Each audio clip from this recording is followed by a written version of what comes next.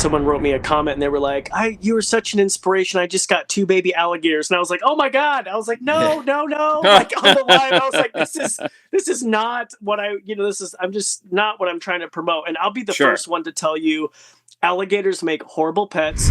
Wild times. Woo! Here we go. It's the Wild Times, episode number 119. Indeed. Pretty exciting. Good stuff. Exciting stuff. We got a guest today.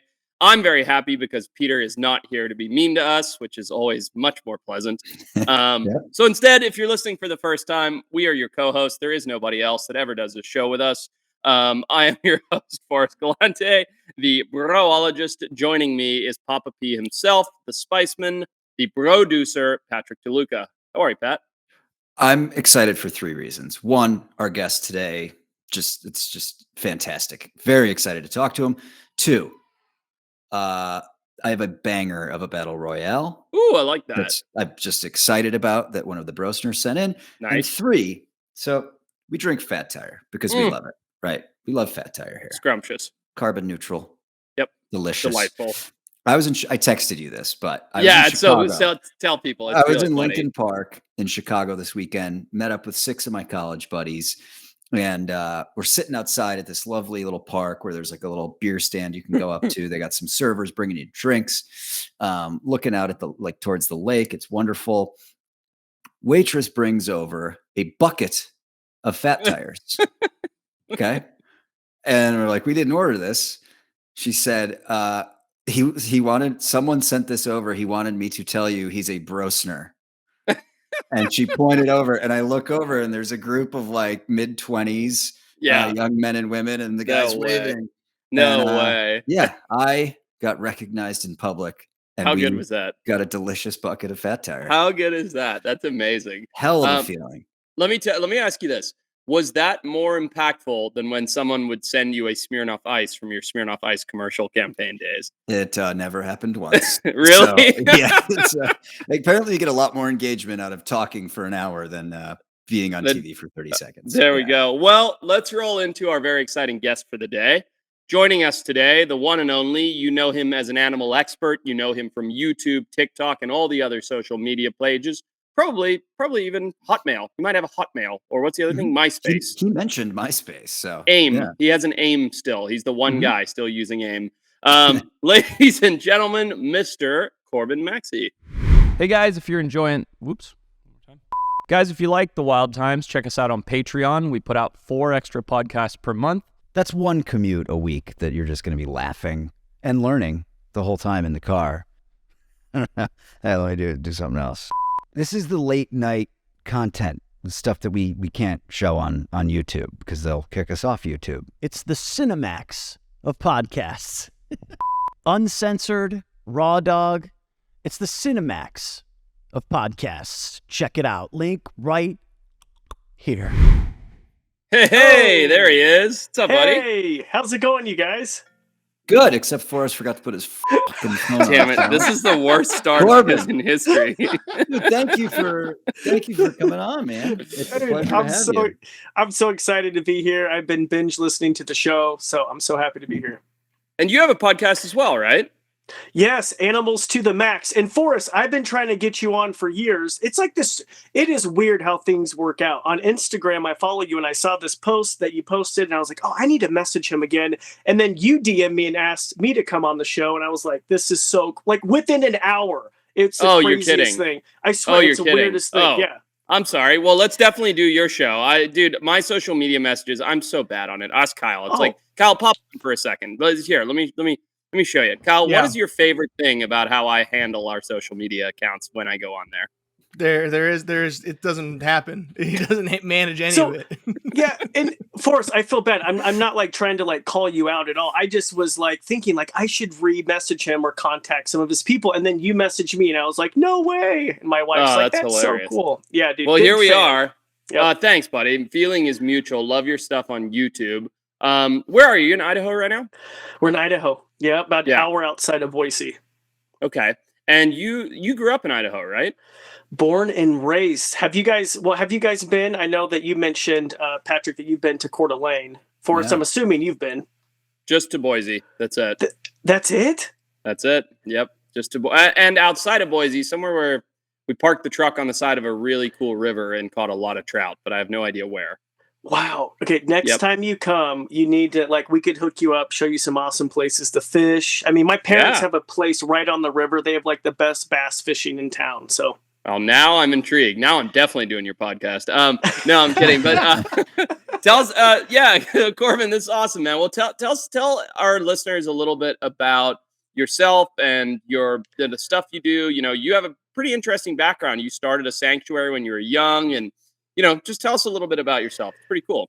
Yeah, so I've been actually working in animal rescue, mainly with reptiles, for over 20 years. And always have been fascinated with animals. I grew up, as you mentioned, in Idaho, in the middle of nowhere, Roby Creek, Idaho. So it's about an hour outside of Boise. So just imagine like a cabin in the middle of the woods. We didn't have anything. We had like an outhouse my first year of living there. My mom hates when I say that, she's like so embarrassed, like, don't tell people that, but it's true. Like it was just such an awesome childhood. So when most people had friends or people to play with, like I was just always outside catching frogs and snakes and lizards. And at 12, I started an animal rescue because I noticed that there were a lot of reptiles that needed homes, like unconventional pets. A lot of people would get these animals at pet stores and they wouldn't realize how big they got or how aggressive they got. And so, fast forward at 12, I got my first ball python. His name was Reggie, who I literally had up until last October. He just passed away. Wow. So, I had this snake for over 20 years. Yeah, he was so old, though. He was such a, just like a geriatric. But anyway, he started that all for me. And, by the time I was 13, I had over 60 different animals living in my parents' bonus room. And God bless my mom. When it rains, it pours. When people find out that you take in unwanted pythons or boas or iguanas, it just comes. I even rescued a piranha, which I know like you're into fish, so that might be interesting. His name was Jaws. Oh, that's cool. Yeah, no, trust me, dude. I get it. Try coming to my house. There's fucking peacocks everywhere, and they're the worst animals in the world. I would move to Idaho just because I know the peacocks wouldn't make it through the winter. And yet at the same time, every time a new peacock needs a home, comes straight to our house. Really? They're just so loud. They're as awful. You know. Yeah, they're awful. They're awful. They jump on your car. They shit everywhere. They're super loud. There's nothing good about peacocks. I can't stress this enough to people. And yet I have like 9 of them. You know what might be worse? We thought it would be a good idea to get guinea fowl. We have guinea fowl. They're awful too. Well, but at least they keep the bugs away. But we had a problem. The guinea fowl would fly into our alligator enclosures, and I witnessed the most horrific death of like a guinea fowl. Anyway, so our alligators pretty much went through the fowl. We don't have them anymore. But anyway, so yeah, long story short, I had all these rescued animals, and I'd love talking to people about them. And I remember I would call like local daycares and YMCAs and be like, "Can I please come and talk to you about my animals?" Like I was so excited. I had like my safari hat. I was really chubby when I was younger, so I had like my big safari shirt, and I would just go. It's so funny. And I'd be like, here are my animals. And I never dreamed of being in the media. I never thought that was even a possibility. I just knew I wanted to work and rescue animals and talk to people about them. So my mom came across a talent scout audition for The Tonight Show with Jay Leno, and they were looking for weird teenagers. She didn't even tell me about it. She literally submitted my story. And a week later, I got a call from a Tonight Show producer. And it turns out I really wasn't fit for their weird teenager segment. But after of them talking with me, I sent them a few other tapes. They said, how would you like to be a guest on the show behind a major celebrity? And I'm like, okay. So you guys, at 14 years old, I was a freshman in high school. I got booked on The Tonight Show with Jay Leno. Guess who the celebrity guest was? I'm a 14-year-old teenager, by the way. Okay. I'm going to guess Pamela Anderson. Hey! Okay. Wait. No, really? I swear to God, did you Google that? Oh, wow. I did not Google No, it you did at not. all. Patrick, you totally Googled that. Are you serious? I'll screen share right now and show you. I do not have that tab open. No, Here's what I did. I just guessed that you were about 35 to 40. I went, who would be the dream of a 14-year-old 20 plus years ago? And then I was like, Cindy Crawford. I was like, no, he's not quite that old. Pamela Anderson. I was going Jessica Simpson, but oh, wow. Okay. That's hilarious. Yeah, Oh, you look at were that. very chubby. Look at you. Yeah, You and Forrest had the same jungle potato body. Yeah, we Really? did. Straight up. Yeah. I always, oh, look at, there's my family. And I always tell people I had a passion for like animals and cheeseburgers. Oh my God. And they would like roll the can. So that's when I lost weight, actually. So that was when I went back on 3.5 years later with that alligator I'm holding is actually the same alligator I have today. He's just 10 feet and 400 pounds. That's amazing. So I watch your videos, Corbin. You've got like that Alligator House, right?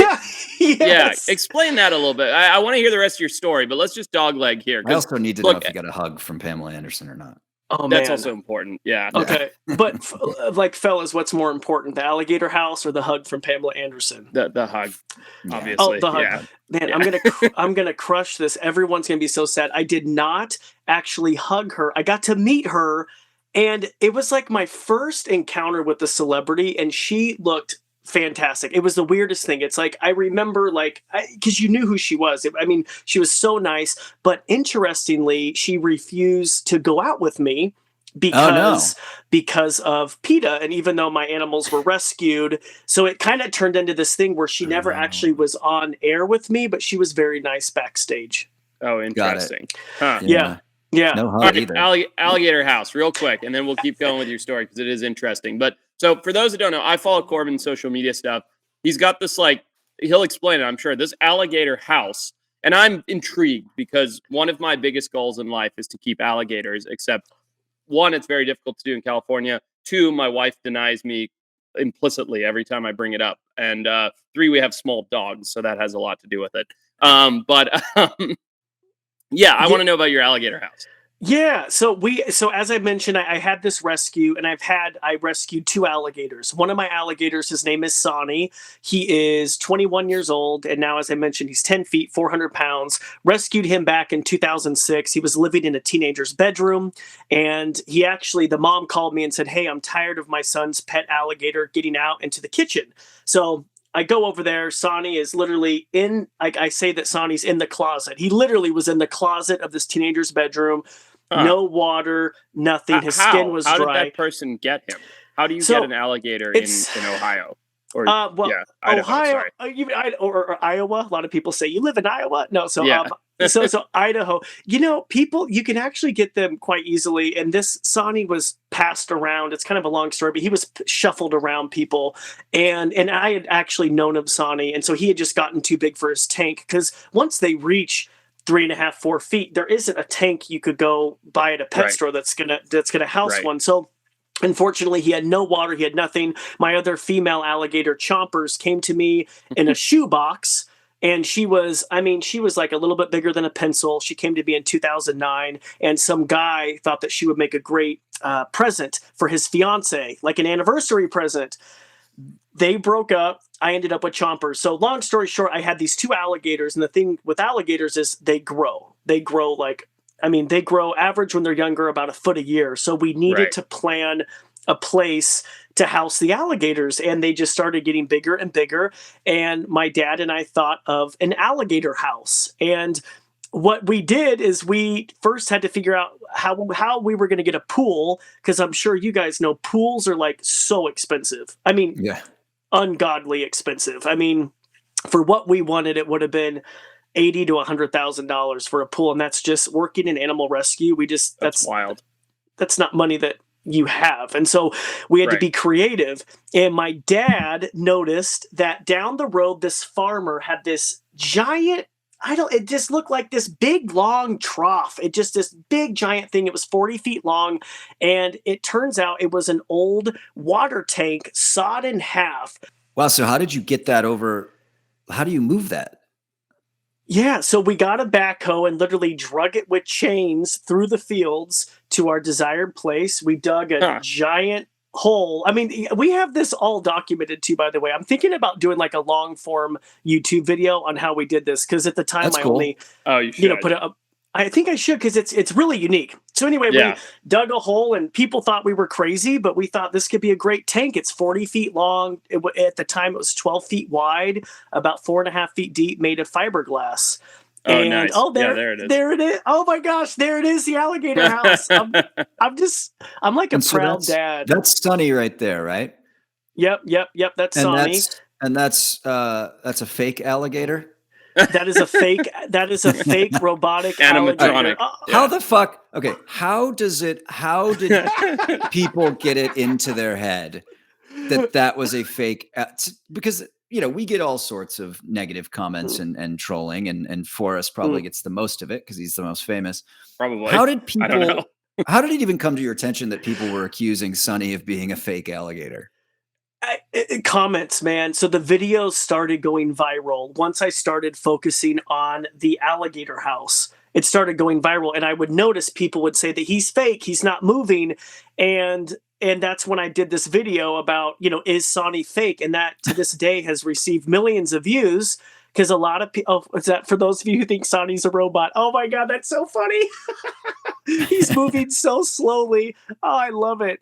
I'm just like gleaming with joy, like a proud dad. So it's funny. So we built this like alligator house for them. It has 13 windows, a sandy beach. And then I remember the comments were like, okay, that's great, but can they go outside? So it's like one thing after another. So, so we built the following year, we built outdoor yards for them. So they now have alligator doors and they have the option to go inside and out during the spring and during the summertime.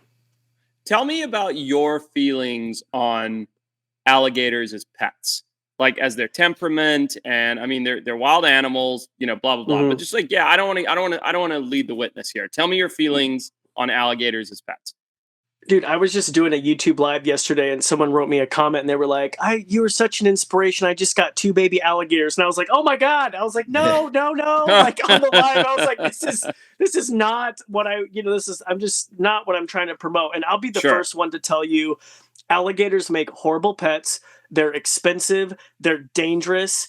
They prevent you from doing certain things in life. I had like a lot of these aspirations of going to different colleges throughout the United States and like traveling and doing this. And I'm able to do that now. But like I had to stay put. Like it was a sacrifice having them. That alligator house took like 2.5 years, almost 3 years for my dad and I to build. It was all 99% self-funded. It was a lot of it was like just like reclaimed lumber, like recycled lumber. So much time, so much energy, so much effort went into that. And I would never recommend them. And they can be super dangerous. Yeah. And how are yours? Like, what are the temperaments of yours? Can you go give them a tickle or what's their deal? A tickle. I know it's funny. And there's also like, I follow other people on Instagram too, who are like swimming with their gators and like giving them kisses. Chris is in there. Yeah. He's in there all the time swimming with Casper and playing with it. I've kissed Casper on the face. It was scary, but I did it. Patrick watched. Yeah. Chris is, and it's so funny. And Chris is a friend of mine. He's been on my podcast, Animals to the Max. But it's funny because you see his alligators are so well trained and he's doing this. And Chris has this like 12 pack and he's like with the shirt off, doing this. And I thought, we're completely opposite. So no, I can't kiss Sonny or Chompers on the mouth. I can touch them on the tail. They don't really like it.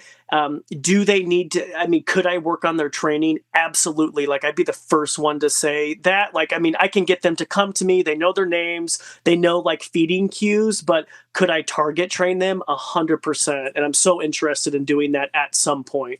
Sure. That's cool. Yeah. You can target train a lot of stuff. I was just in Ushaka in Durban, South Africa. And do you know what a bowmouth is? A bowmouth. Kyle, pull up a picture of a bowmouth. It's about the most alien-looking creature in the world. And I'm probably giving away stuff I shouldn't here, but I was target training a bowmouth, animal. A fish. Yeah, okay. Not really, but sort of. It's a cross between a shark and a stingray. It's kind of the evolutionary missing gap. It's got the temperament of a shark, the morphology of something between the two. It's super aggressive and gnarly, headbutts its prey. Anyway, we did a whole bit on target training one at this giant aquarium in South Africa. And it's a wild animal. But the point being, like you said, a fish. Like you can target train a fish. Not a marine mammal, but a fish. And I don't know. It's amazing. Target training is really cool. You learn a lot doing it about how animals see things too. To be honest, it works for us. Like the alligators come when we feed them, we're able to get them outside. But I would like to go into more training, as time goes on. It would be fun to document it for YouTube. But alligators are so smart. So I'm sure it would take nothing to target train them. Totally. It's interesting. Do you wonder sometimes? Okay, because to me, it's like people. You guys are both super into reptiles. You're both herps. There has to be a correlation between kids that just have a lot of lizards and frogs and turtles around them and catch that stuff with like people who are interested in reptiles, because it's such, on the surface, it's such a strange. I understand if somebody wants to rescue chimps. I get it. They're furry. They kind of look like us. Cats, they're cute. Dogs, they're adorable. They've got loving eyes. Lizards, it's just, it's hard for me. I feel like it's in our DNA to be scared of lizards and snakes, and you guys gravitate exclusively towards them. Dude, Patrick, I would be terrified to rescue chimps. They would like rip your genitals and like your face off. Oh my God, dude, it would be terrifying. Yeah. What's the answer to this question? I don't know. I like them. Is there, is it like an S&M thing where you're like, ooh, I like the thing that I'm a little bit scared of? I don't know.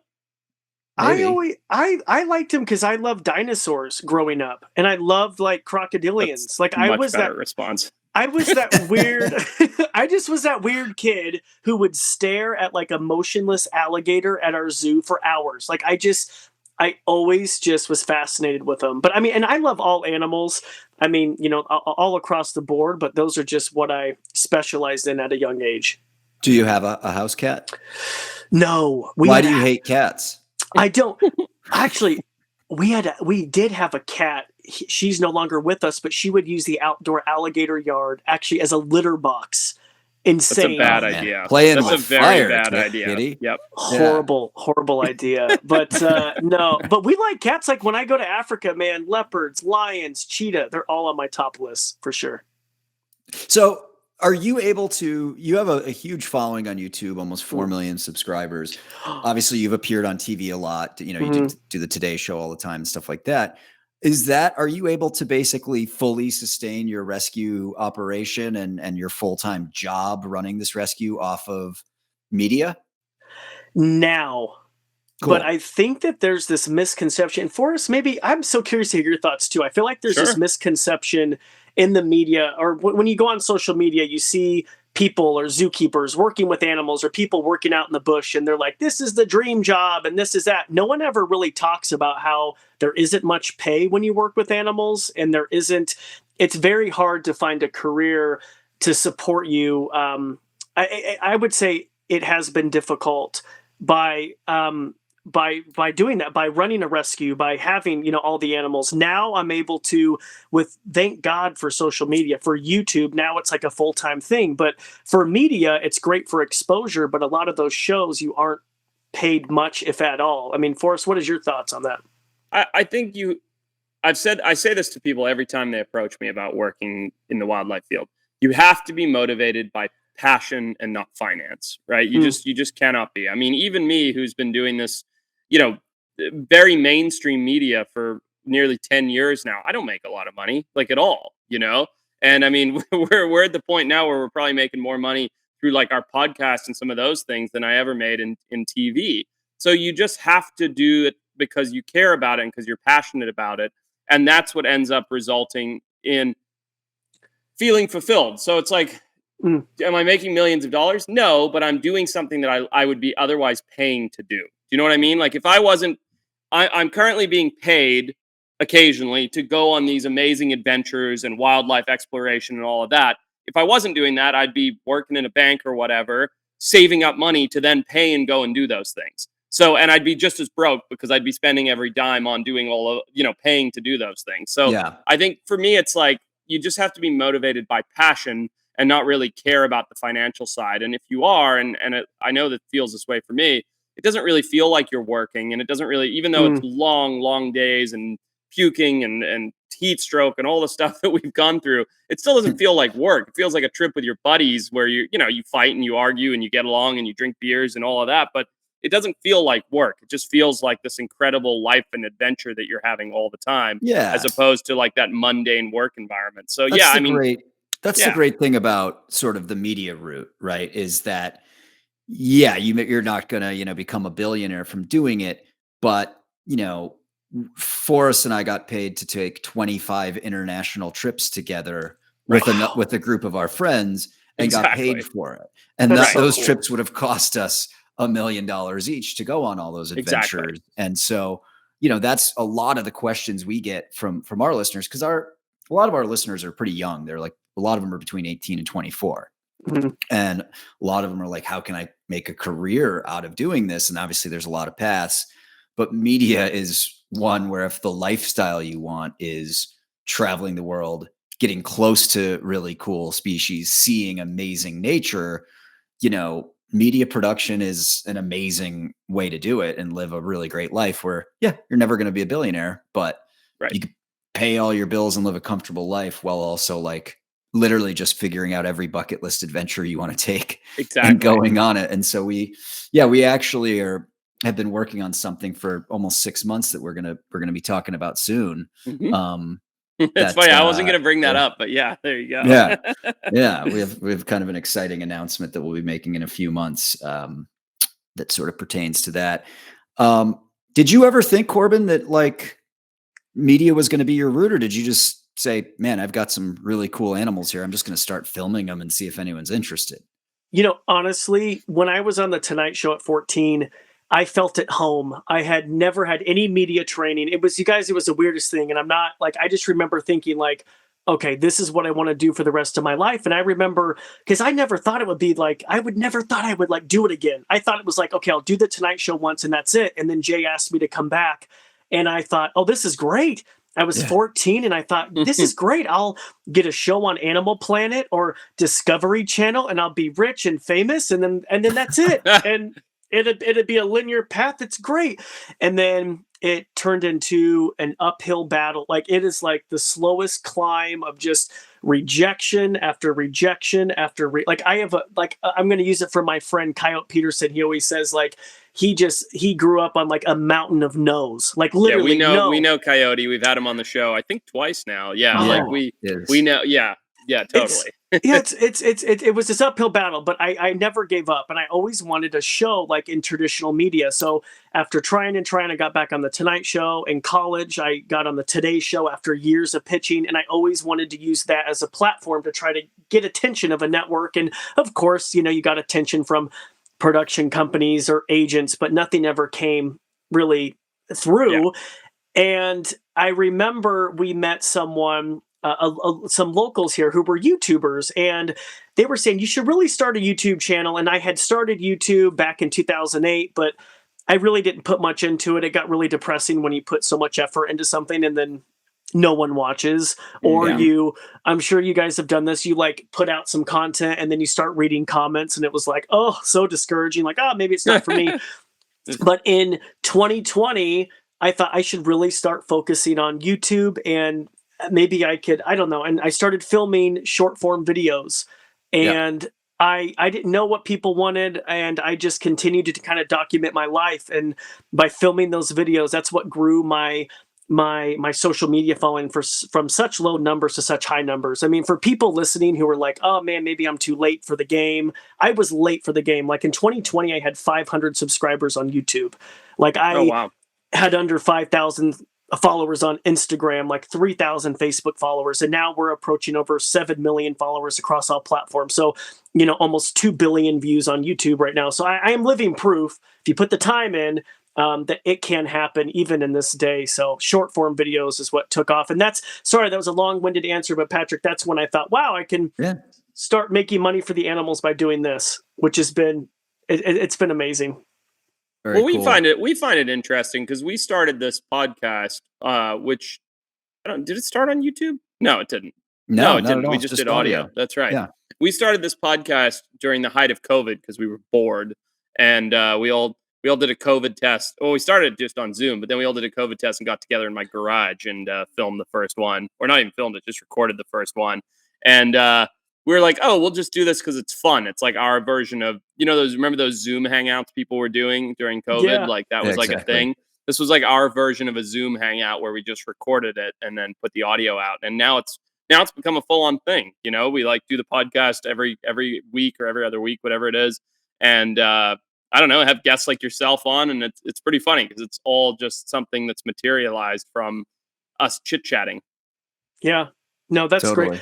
I love podcasts. Like my podcast, Animals to the Max, I'm going to be honest, it's an excuse for me to talk to people I never would have the opportunity to talk to unless I had a medium for that, Totally. and so that's why I love podcasting. I like that. I want to play a little game, Forrest. Hey, brosteners, thank you for being loyal subscribers. We appreciate everything that you do. And now we have a membership offer for you. I think you can get ad-free episodes, I heard. That's pretty big. Ad-free's big, but you can also get your comments looked at so we don't have to sift through the millions. How do you do that? There. Is there some sort of badge system? There's a badge system, a loyalty badge. Boom. Shows up next to your name in the comments. Boom. We read the comment. All this badge talks make I'm going to the badge store. He's going to You're get a a badge. badger. He's gonna buy one. Didn't earn it. He's gonna buy one. He did a fake leave. I assumed Kyle would know to cut Embarrassing. on the motion.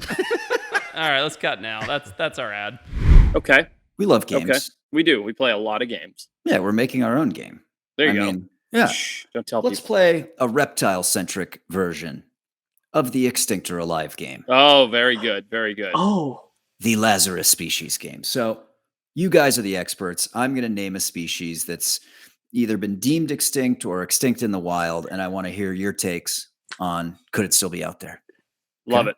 We'll go one at a time. Let's start with the La Palma giant lizard. Forrest, can you tell me about this species?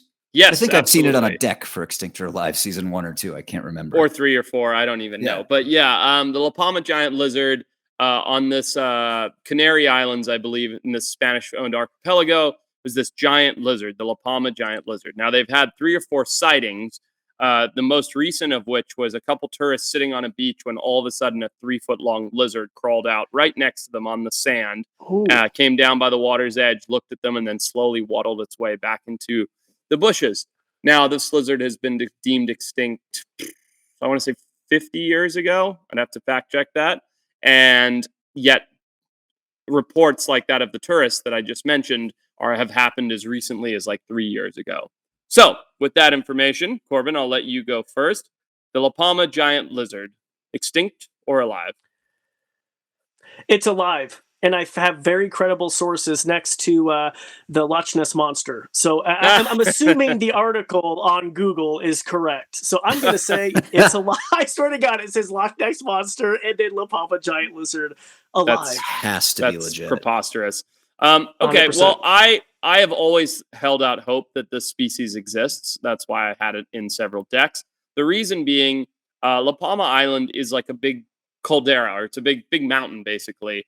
And in the middle, the De los Mochanos or something like that, the big mountain. I'm sure you nailed it. Yeah, for sure. Yeah. I thought you were actually going to pronounce it right. And I was like, God, he's so well Man, all that time in spoken. Mexico, dude. You No, are like fluent. Yeah, that's me. That's me. Anyway, that big island, that big mountain in the middle of the island is pretty unexplored.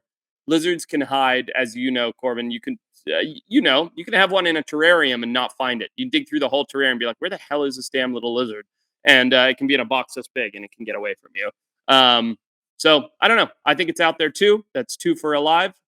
Beautiful. I like it. All right. And next up. Forrest, go ahead. really quick, I just was going to say, remember they recently discovered this giant fruit-eating monitor in, was it Indonesia? Like recently, it's insane. Like they're discovering new species every All the year. time. I mean, this All the giant time. lizard is so cool. Okay. Yep. All right, next. Corbin, I don't know if, it's probably the biggest news story of 2017, so I can't imagine you didn't hear about it, but Forrest Galante, and I was there too, You were discovered there. an extinct species of giant tortoise in Galapagos called the Fernandina Island tortoise that had been deemed extinct over 100 years ago. Remember that? Wasn't that crazy? When that Wow. happened? That's insane. I like how he's obviously not a... Not heard of it. No. That's okay. Well, no, we did. We went on this great expedition. It was probably the biggest Yep. discovery we made on Forrest's show. Definitely. But another one of the islands, Pinta Island, had their own species of giant tortoise. I think Lonesome George was the last living Correct. Pinta Island tortoise, and it's now been deemed extinct. So let's get into it. What do we think? I mean, I know of Lonesome George. I mean, he's such a star. Oh, what a beauty. Look at Seriously. that. Do I think it's still alive? Could there be one or two, a small population still hiding out somewhere on Pinta Island in the Galapagos? Look at the neck on I that, know. by the way. I know. Like you can tell they evolved to. Man, I feel like, and have scientists done? I mean, obviously, like genetic studies on these guys. Oh yeah, everything. However, I will say, and I don't want to say anything too negative, given all the headbutting that happened there. It's not the best science taking place over there. Okay. Could they still? You know what? I'm going to go for it, Patrick. Absolutely. I'm going to be positive. I think so. I mean, or at least some type of a hybrid, right? Wouldn't you think? Interesting.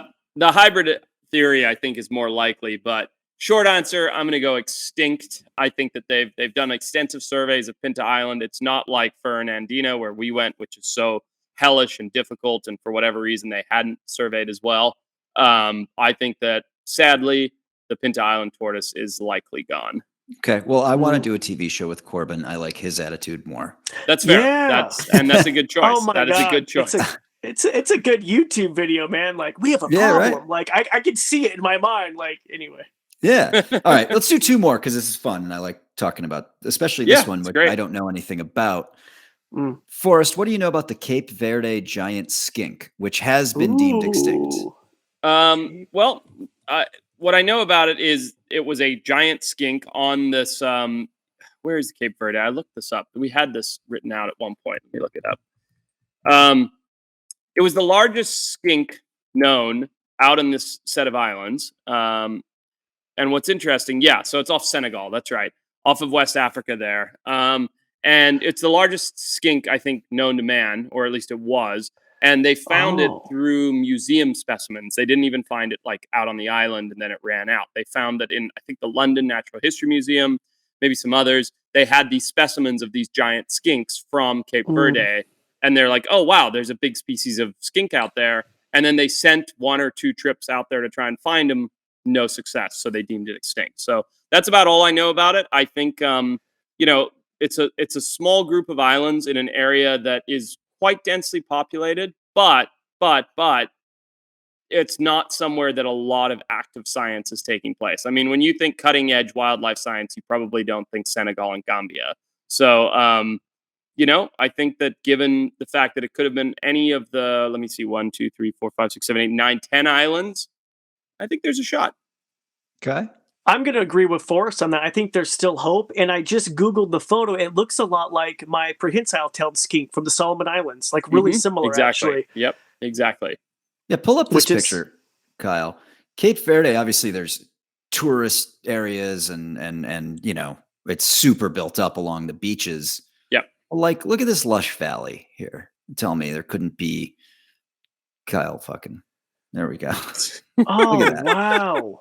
There couldn't be a little one skink this but big hanging out in that valley somewhere, and you'd never know. Yep. Wow. Let's go find it, guys. I think we just Wild Times, Corbin Maxey joint. We just go out there together, have a few cocktails by the beach, and then go find this extinct species. Stay in a nice hotel. Just hike through the canyon during the day. Find a big skink. Go back to the bar. It's a good life. Yes, that sounds great. I'm all down for a collaboration to find the skink. We can get people on board. Hell yeah, man. I think we could. And it wouldn't be that expensive. It's a couple flights and a couple cameras. Kyle will shoot it. Yeah. Kyle will shoot it. Let's go. Got any more? One more? Yeah, let's do one more. I'm interested in this one. The round, I've heard of this one extensively. It's fascinating. Topic of much debate. The Round Island burrowing boa. This one I know a lot about. Yeah, so Round Island, I don't know what that picture is. Oh, they're saying that's it. Okay, interesting. Well, Round Island is an island off the coast of Mauritius that, Mauritius, Zanzibar. Yeah, Mauritius, off the coast of Mauritius that they put goats on, and it had this endemic species of boa, but then they introduced goats to the island, and the goats, doing what goats did, they ate through a lot of the vegetation, and they eroded away a lot of the topsoil, which was where this Round Island burrowing boa would live, in the roots of the vegetation and in the topsoil. So, after not being able to find it, they deemed it extinct some 70 or so years ago. And like the La Palma giant lizard, I had this in my deck as a herp, as Patrick would say, I believe that this is one that, if it's still there, it could be targeted quite easily and found quite quickly. I think it's still there. And I'll tell you what, honestly, this looks like the rubber boa that we have here in Idaho, which is crazy. Most people don't realize we have a boa living in the Pacific Northwest. But growing up in Roby Creek, I mean, we were up there my whole childhood. I only saw 2, and it was only through, I think my dad was doing tractor work and dug one up accidentally, and then we had one that fell into a little well area. But super elusive. Most people will never see them in their lives, live underground. Hands down, I think it's still alive. Can I tell a funny rubber boa story? You want a funny rubber boa story? You must. All right. Right after I got married, so this was, God damn it, I don't know what year that was. 2015? What year did we get married? A while ago. 2015. All right, 2015. Right after I got married, we decided to do a big road trip, and we took my back then little truck and drove up into Canada. And we were sitting around at a campsite, and I grabbed my headlamp, and I was like, "Oh, we're gonna go for a little walk." And sure enough, we're walking through this like pine forest. It's freezing cold out, and there's a rubber boa on the ground, this big. And I am freaking out. I've never seen one before. You know, there's only 2 boa species in North America. The rosy boa, which, by the way, we found a stunning, I'm going to text Kyle, found a stunning rosy boa down here in the desert night before last. Wow, nice. And yeah, super cool. Kyle, I'm going to send you some pics right now. And I find this rubber boa, and I start freaking out. I'm like, oh my God, it's my first ever rubber boa. And then we're sitting there. This is long before the days of Starlink and all the internet and stuff that was up there. And I was like, I think nobody's ever found a rubber boa here before. This is a big deal. Like, I don't think boas are supposed to be in Canada. I was completely wrong, by the way. But so I get all excited, and I take 1,000 photos, identification. I write it all down. I do headshots, tail shots, cloacal shots, everything. I write it all down. I GPS mark it.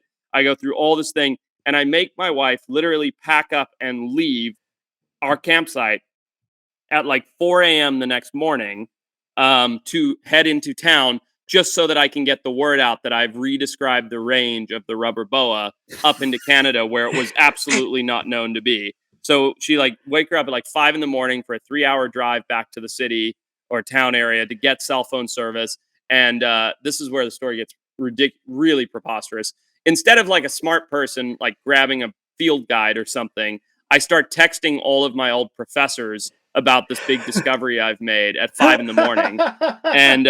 And sure enough, about 30 minutes later, the first one writes back with just a picture of the range, which is like fully up into Canada, exactly where I am from, like the most generic field guides there are, like Western Society Field Guide. And I was like, wow, I feel like a real dum-dum.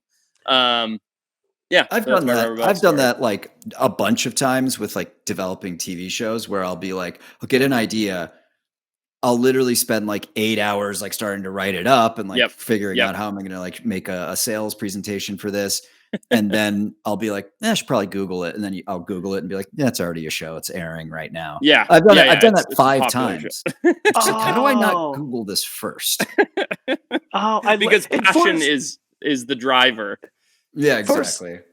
I think it's cool, Forrest, you're able to admit that you do make mistakes, because we are all human. And I know, like, you know, some people in the science community are like stuffy, or hurt people are very like, that's not the correct term, or that's, I mean, like, anyway, so I'm just happy you're able to admit that, because we all do that. And so, yeah, I think that's Oh, dude, I make mistakes constantly, and people get so upset. I remember I told Patrick the story. I was on the first Joe Rogan show I ever did. Joe says something like, leopards are bigger than jaguars, right? And I was just like, yeah, and like moved on in conversation. And I just said like, yeah, you know, like I wasn't even like it was like part of conversation, like, you know, something along those lines. And I was like, yeah, blah, blah, blah, blah, talking. And I must have had, because that was back in the days of still reading comments. I must have had 5,000 comments on that Joe Rogan. This guy's a fucking hoax. He doesn't know anything about wildlife. He thinks that leopards are bigger than jaguars. And I was like, did I say that? And I had to like go back and like scrub through the whole thing to find it, and was like, oh, probably shouldn't have said that one word, yeah, because people get so upset. God, you know, that's so funny. I've done a lot of TV shows, and I've always wanted to do Rogan, but that would be probably the one program that I would be like, okay, like I better study my stuff. I better like be ready to talk about anything with this guy, because man, people will crucify you for sure. Yeah, it's funny because Forrest, when I watched it, I was really impressed with how often you were just like, I don't know the answer to that. Like, probably 5 or 6 times there was a topic where you just didn't know and you just admitted it. And it's like right next to the people being like, he said, yeah, there was people being like, this guy doesn't fucking know anything. It's like, and then there were people who were like, yo, I love how honest he is that he doesn't know instead of bullshitting. So it's just like, he can't please everyone on YouTube. Nah, who cares? Yeah. Who cares? Well, so Corbin, before we go into our battle royale, tell us a little bit more about your YouTube, because I find that fascinating. If you say you've always wanted to do like a primetime TV show, take it from Patrick and I, you don't. Keep doing your YouTube thing. That's awesome. Tell us about it. Like, it's cool that it's working for you. How is that able to fund your wildlife rescue? Like, paint us a little picture for the people listening from our audience. I love it. And I just want to say that, like, I've had people on my podcast who've had network shows, and off air, they'll be like, hey, so tell me about YouTube. Because, like, my network experience wasn't the best. And it's funny, you learn that it's not this amazing, I don't know. I just had this picture in my mind of having a TV show and all this, and it's not what it really was painted to be. So YouTube's amazing. You're your own boss. You're able to control your own content. I don't have anyone telling me what to do. I can be myself. I mean, that was something too for me trying to get a show. Like, Forrest, you're exactly what Discovery wanted. Like, they needed someone with a beard, someone in their mid-30s, like ready. No, seriously, you are the picture of like, sure. I could get a little scruff, but that's about it. I mean, I was just you're literally what they were looking for. And so I'm able to be myself, and I found my tribe, and it's great. It's able to support the animals, which is nice. We also are able to sell merchandise, which really helps, through my website, corbinmaxey.com. All the proceeds go back to the animals. I also do live appearances with select animals. We're doing a summer tour in the Pacific Northwest area where I'm able to meet people and fans. And so that's, I'm really excited about that, but that's how we're able to support the animals. And it's been a great journey. That's rad, man. So is your main thing is rescue, not like general conservation, right? Like, you like individual animal rescue, like animal welfare. I love it all. I love conservation. I mean, I love it all. Well, who doesn't? Yeah. I hate. No, I'm kidding. No, right. I love conservation. And like, I've done conservation work in Africa in my younger 20s. But I do focus on rescue. The animals I have now, I'm focused more or less on giving them a forever home. So I'm not taking in new animals every day, but if people do reach out to me, I will help them, find a home. But that's my main focus, is providing a great forever home, improving the lives for them, and then documenting the journey along the way on YouTube. Great. That's great. Very That's cool, awesome. Man. Well, we do something called the Battle Royale. I think I know what time it is. Corbin, you're going to jump in. We're going to try it. Okay. Battle Royale. Battle Royale! All right, here's how this works, Corbin. You're going to build a creature using the head, the body, and the legs of 3 different animals that will win this scenario. Okay. So, and we go one at a time. We do a draft. It's like a fantasy football draft. We each take turns picking. We're going to put Corbin right in the middle. I like that. So here's the idea. This was submitted by one of our listeners, Luca Calderon. He says, Battle Royale idea. You heard about the rat czar in New York City? You are now the hippo czar in Colombia. You have been tasked with eradicating hundreds of hippos that are invasive and destroying the habitat of Pablo Escobar's hippos in Colombia. Yep. It's just going to be you and one creature of your own creation using the head, the body, and the limbs of 3 different extant animals. Got it. Yep. Okay. So here's how it's going to work. I'm going to go first because I'm dumb. Okay. Yep. Fair. Corbin's going to go in the middle. Then Forrest picks twice. Back to you. And you can't pick the same thing that anyone else picks. Of course. I'm making notes on my phone because I have no other way to do it today. I'm writing down my guy right here. Okay. I'm so nervous you're going to take one of my He will. He does animals. that. He does it every podcast. He does it every Battle Royale. He takes one of my animals every time. Okay. All right, I'm going to start. You're up. Yep. I'm taking this off the table. I'm taking the head of a Nile crocodile. No! Wait. Okay, hold on. Hold on. I think I got it. Okay. Yep. I'm Okay. taking the head of a Nile croc. There's plenty of photos up there of Nile crocs biting on hippos. Yep. I need that jaw strength. It's off the table. No explanation needed. Yep. I've got the head of a Nile croc. Corbin, Very good. You don't have to go in order. You could take a body or limbs as long as you use all three. Just know that it scales. The animal that you pick scales up to the size of the body of the animal that you're after. Does that make sense? So whatever you pick, you could say it's got the head of an adorable mouse, but if it's got the body of an elephant, it's the size of an elephant. We make up our own rules on this show, by the way. Okay, thank you. So I was going to say, in my notes, I was going to say have the head of a saltwater crocodile, but I feel like that's not fair because you already called crocodile. Crocodiles. So, Croc's off. Croc's gone. So I'm going to go, what about a great white or I'm sorry, a white shark? I've had a, because I know they're, I think a white shark, because they have a pretty, That's substantial. That's substantial. Yeah, they're going to do some damage. Yeah, they're going to do a lot of damage. I like that. All okay. Right, good pick. Very nice. All right.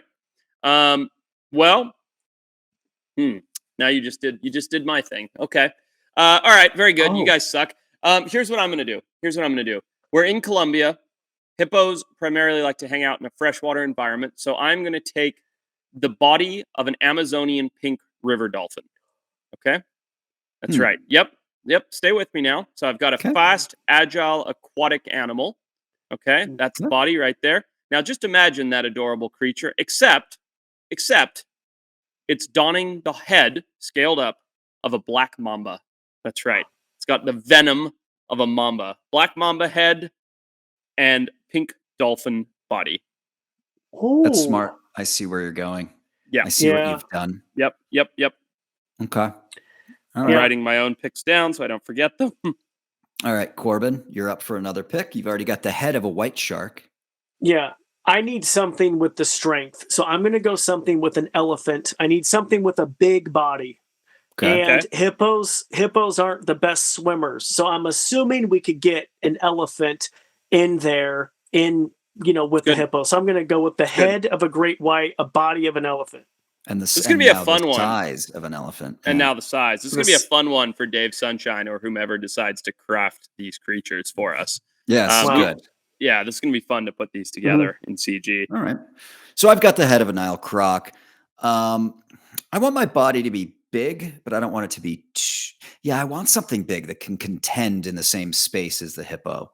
Sure. And so what I'm going to do is I'm going to go with the body of a black rhino to match my Nile croc head. Okay. And then I'm going to give it the 8 limbs of an octopus. Come on. Every time. Mine was already written down, octopus limbs, by the way. No. Yeah, it's going to grab right on. Yep. It's going to be big. It's going to have size. And then, boom, that jaw is right around the neck, wherever it wants to bite. It's just going to go for it. Bastard. So, you're welcome. Yeah, you did not take mine. I'm so I thought you did. You said 8 limbs, and I thought you are, and then I was like, okay, I see where you're going. Okay. Yep. Well, you're up for your last pick. How are you going to round it out? I'm going to round it out with the limbs of a spider. So I want the head of a white shark, the body of an elephant, and the limbs of a spider. I think the hippos might just drop dead of anxiety when they see this creature. This is terrible. This is an awful animal that you're crafting. You're very terrestrial based with yours, Corbin. You're gonna attack on land mostly. Attack. Yeah, land attack. Yeah, you're very right, good. and which is actually not smart. Well, I guess I could attack during the night when hippos are active on land. I could be a nocturnal predator. That works. That makes sense. That worked. Okay. That was always the plan. All right. God damn it, the octolimbs is what I needed. All right, so we've got the head of a mamba on mine, the body of a river dolphin, and I'm going to give it the scaled up appendages of a praying mantis. Okay, it's just got these giant scythes that it just is slashing. It's swimming up at full speed. It's literally spearing hippos. If it's not killing them, it's a disaster creature. If it's not killing them with those slashes, it's putting some venom in them. There's a lot going on. I literally don't know.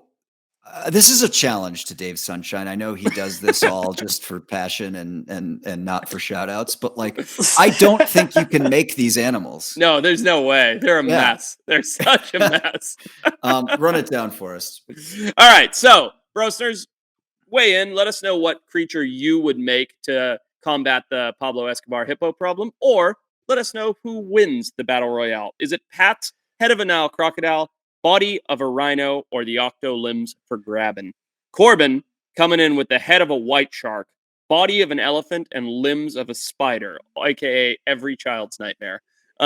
Or finally, is it Forest's aquatic attack with the head of a mamba, the body of a beautiful pink river dolphin, and the limbs of a praying mantis? Doesn't matter who you pick. We all lose for creating these creatures, let's be honest.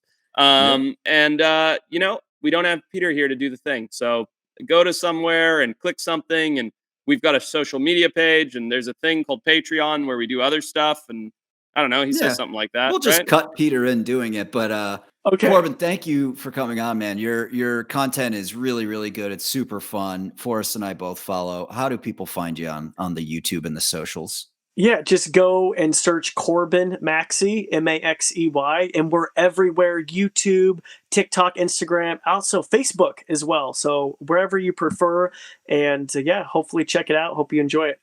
Contribute, help the animals, help them find forever homes by following Corbin. Yes, Exactly. and just by watching. I mean, it pays just by watching. So keep them on 24/7. Just run it on in the background. It's not going to do any harm. Yeah, Do it. exactly. Yeah. Yep. And if you like the Wild Times podcast, check us out, wildtimes.club. There's a link to the Patreon where you get 4 additional podcasts a month. That's 4 Mondays that your drive to work is going to be full of laughs and edutainment. That's right. It's the first time Big I've ever word. said that word. Big word. Corbin, it's been an absolute pleasure, man. Thank you. Dude, thank you Thanks guys for so coming on, much. dude. Thank you. Good night, everybody. Good night. Good night.